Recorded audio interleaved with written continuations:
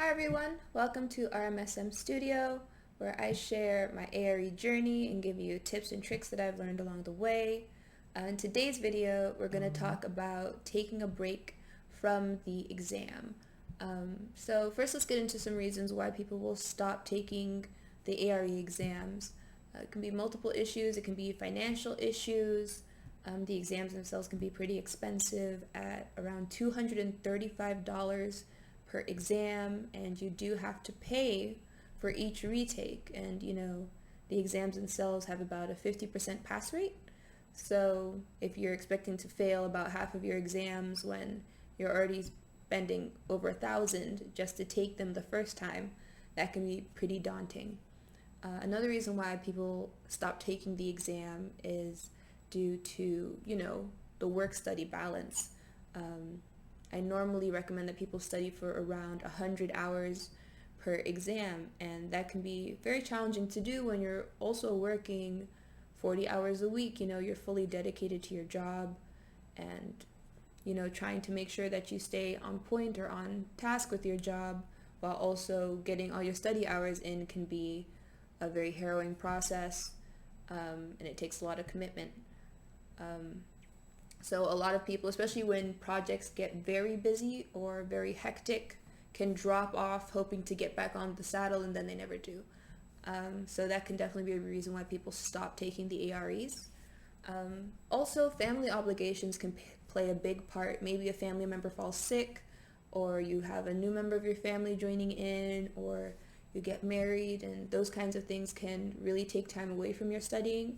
And again, it can be a situation where you're expecting to sort of jump back in, and that sort of never happens, or things never sort of cool back down, or you don't get that time back. And it can be very challenging also in terms of like social obligations, where it feels like, oh, I'm doing all this stuff with my family and I find it very difficult to say no, and my studying is falling farther and farther behind. So that can definitely be a challenge and a reason why people stop taking the exams. Another reason, sort of again with that work-study balance element, is a lack of support from work. So if the people in your office aren't maybe aware of you taking the exams, or they're aware but don't really want you to slow down the work that you're doing in the office, or maybe if you need some financial assistance for your exam and the office isn't providing any, you don't really have the room in your budget to add that exam cost, that can also be something that will stop the exam process. And last but not least, definitely not least, is exam fails. So I've of course failed multiple ARE exams. Failing is part of the process, but the fails can be very difficult for some people. Well, they were difficult for me too, but they can be very emotionally draining for people, especially if you had multiple fails on the same exam.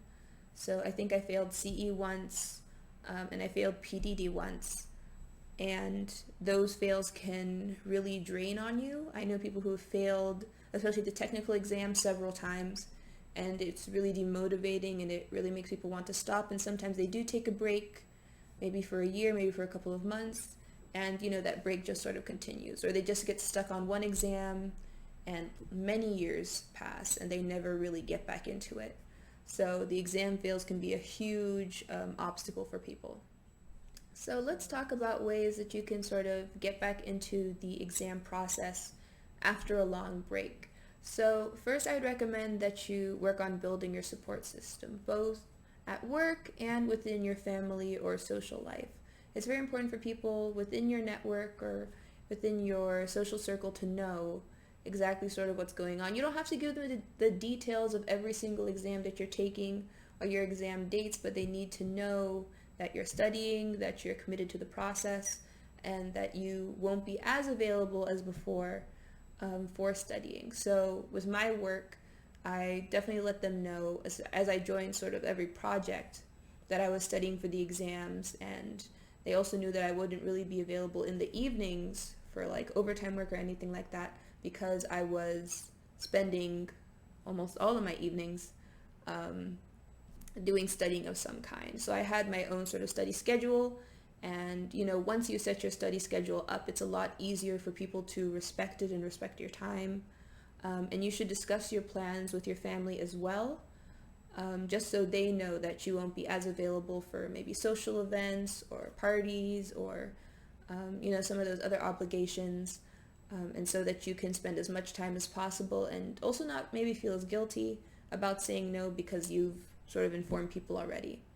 And another way to build a support system is to work with other test takers, get a study group, get a study partner, get an accountability partner. And accountability partners and study partners are not the same thing. That's important to know. Maybe I'll do a separate video on that. But all of that is part of building up a support system.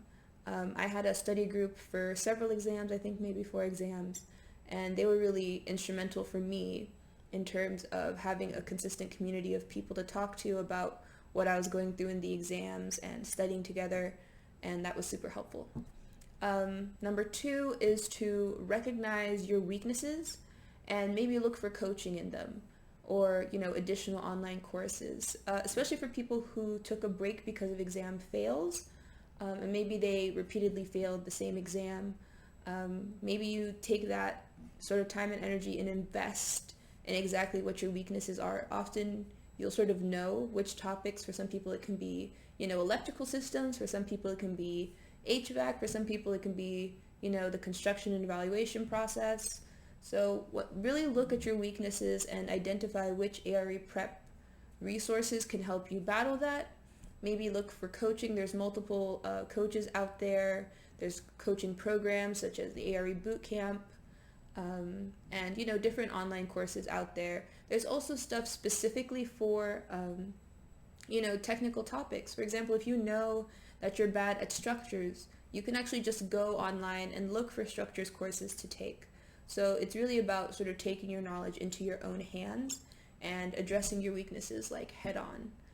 So I really recommend that you do that. I think that's something that I tried to do after I failed PDD the first time, is sort of really looking at, okay, I can't avoid it anymore. This is what I'm weak in, and I need to address it because I can't just keep failing these same topics over and over again knowing that this is what I'm weak in. I need to sort of address it directly. And number 3 is to reset your priorities.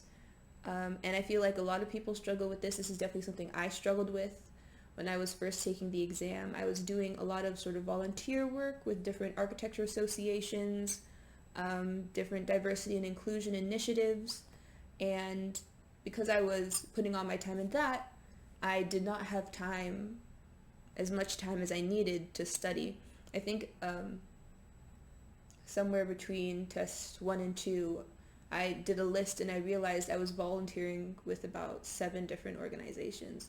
And I was like, how am I expecting to get any studying done with meetings for these organizations on a weekly or bi-weekly basis? Is it's not possible. It's not humanly possible to do all of this stuff and still make time for studying. So I had to reset my priorities, and not to say that you shouldn't volunteer, that you shouldn't make time for these organizations, but it is to say that you can definitely have way more time to commit to these once you finish the registration process.